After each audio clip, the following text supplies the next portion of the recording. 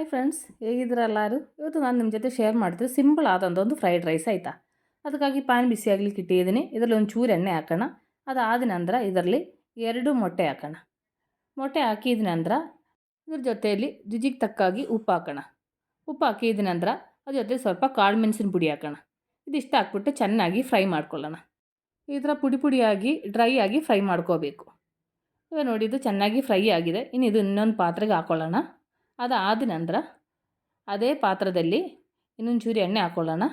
ಎಣ್ಣೆ ಹಾಕಿದ ನಂತರ ಇದರಲ್ಲಿ ನಾನು 4-5 ಪೀಸು ಬೆಳ್ಳುಳ್ಳಿ, ಅದಾದ ನಂತರ ಚಿಕ್ಕದೊಂದು ಪೀಸು ಈರುಳ್ಳಿ ಸಣ್ಣದಾಗಿ ಕಟ್ ಮಾಡಿರೋದು, ಅದಾದಮೇಲೆ ಅದ್ರ ಜೊತೆಯಲ್ಲೇ ಒಂದು ಅರ್ಧ ಪೀಸು ಕ್ಯಾಪ್ಸಿಕಮ್ಮು, ಇದಿಷ್ಟು ಹಾಕ್ಬಿಟ್ಟು ಇದು ಚೆನ್ನಾಗಿ ಫ್ರೈ ಮಾಡ್ಕೋಬೇಕು.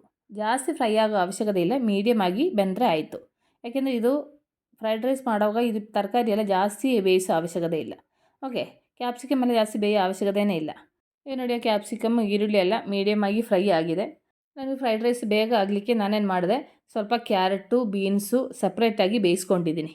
ಈಗ ನಾನದು ಬೇಯಿಸಿರೋ ಕ್ಯಾರೆಟು ಬೀನ್ಸು ಇದರೊಳಗಡೆಗೆ ಹಾಕ್ಕೊಳ್ಳೋಣ. ನಿಮಗೆ ತರಕಾರಿ ಯಾವ ಥರ ಬೇಕೋ ಅದೇ ಥರ ತೊಗೋಬೋದಾಯ್ತಾ. ನನಗೆ ಕೆಲಸ ಬೇಗ ಆಗಲಿ ಅಂತ ಈ ಥರ ಬೇಯಿಸ್ಬಿಟ್ಟು ಹಾಕಿರೋದು. ಇನ್ನು ಇದು ಚೆನ್ನಾಗಿ ಒಂದ್ಸರಿ ಮಿಕ್ಸ್ ಮಾಡ್ಕೊಂಡು ಚೆನ್ನಾಗಿ ಡ್ರೈ ಮಾಡ್ಕೊಳ್ಳೋಣ. ಈಗ ನೋಡಿ, ಅದು ಚೆನ್ನಾಗಿ ಡ್ರೈ ಆಗಿದೆ. ಇನ್ನು ನಮಗೆ ಇದ್ರ ಜೊತೆಯಲ್ಲಿ ನಮಗೆ ಖಾರಕ್ಕೆ ಎಷ್ಟು ಬೇಕೋ ಅದು ತಕ್ಕಾಗಿ ನಾನು ಕಾಳು ಮೆಣಸಿನ ಪುಡಿ ಹಾಕ್ತಾಯಿದ್ದೀನಿ. ಬೇರೆ ಖಾರಕ್ಕೆ ಬೇರೆ ಏನು ಹಾಕಲ್ಲ, ಅದಕ್ಕೆ ಕಾಳು ಮೆಣಸಿನ ಪುಡಿ ಒಂದು ಅರ್ಧ ಟೇಬಲ್ ಸ್ಪೂನ್ ಹಾಕಿದ್ದೀನಿ. ಚೆನ್ನಾಗಿ ಮಿಕ್ಸ್ ಮಾಡ್ಕೊಳ್ಳೋಣ.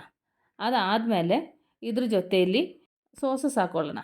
ಇದರಲ್ಲಿ ನಾನು ಒಂದು ಅರ್ಧ ಟೇಬಲ್ ಸ್ಪೂನು ಸೋಯಾ ಸಾಸು, ಅದಾದಮೇಲೆ 1 ಟೇಬಲ್ ಸ್ಪೂನು ಟೊಮೊಟೊ ಸಾಸು, ಇದಿಷ್ಟು ಹಾಕ್ಬಿಟ್ಟು ನೀವು ಚೆನ್ನಾಗಿ ಮಿಕ್ಸ್ ಮಾಡ್ಕೊಳ್ಳೋಣ.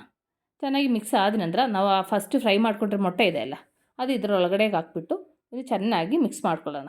ಈ ತರಕಾರಿನ ಮೊಟ್ಟೆ ಎಲ್ಲ ಚೆನ್ನಾಗಿ ಮಿಕ್ಸ್ ಆಗಿ ಆ ಸೋಸ್ ಜೊತೆಲಿ ಮಿಕ್ಸ್ ಆಗಬೇಕು. ನೋಡಿ, ಚೆನ್ನಾಗಿ ಮಿಕ್ಸ್ ಆಗಿದೆ. ಇನ್ನು ನಮಗೆ ಇದರಲ್ಲಿ ರೈಸ್ ಹಾಕೋಣ.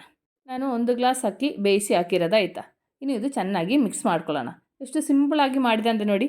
ಮಕ್ಕಳಿಗೆ ಸ್ಕೂಲಲ್ಲಿ ಕೊಟ್ಟು ಕಳ್ಸೋಕ್ಕೆಲ್ಲ ಈ ಥರ ಎಲ್ಲ ಫ್ರೈಡ್ ರೈಸ್ ಎಲ್ಲ ಮಾಡಿಕೊಂಡ್ರೆ ಮಕ್ಕಳಿಗೆ ಕೊಟ್ಟು ಕಳಿಸ್ಬೋದು. ಅವಾಗ ಈ ಥರ ಮಾಡಿಕೊಟ್ರೆ ಮಕ್ಕಳು ತರಕಾರಿ ಎಲ್ಲ ತಿನ್ನುತ್ತದೆ. ಓಕೆ, ಅವು ನಮ್ಮದು ಫ್ರೈಡ್ ರೈಸ್ ರೆಡಿ ಆಗಿದೆ. ಚೆನ್ನಾಗಿ ಮಿಕ್ಸ್ ಮಾಡ್ಕೊಂಡಿದ್ದೀನಿ. ಒಂದ್ಸರಿ ಉಪ್ಪು ನೋಡ್ಕೊಳ್ಳಿ. ಉಪ್ಪು ಕಮ್ಮಿ ಇದೆ ಅಂದರೆ ಉಪ್ಪು ಹಾಕ್ಕೋಬೇಕಾಯ್ತಾ. ಈಗ ನಾನು ಉಪ್ಪು ನೋಡಿದ್ದೀನಿ, ನನಗೆ ಉಪ್ಪು ಕರೆಕ್ಟ್ ಆಗಿದೆ.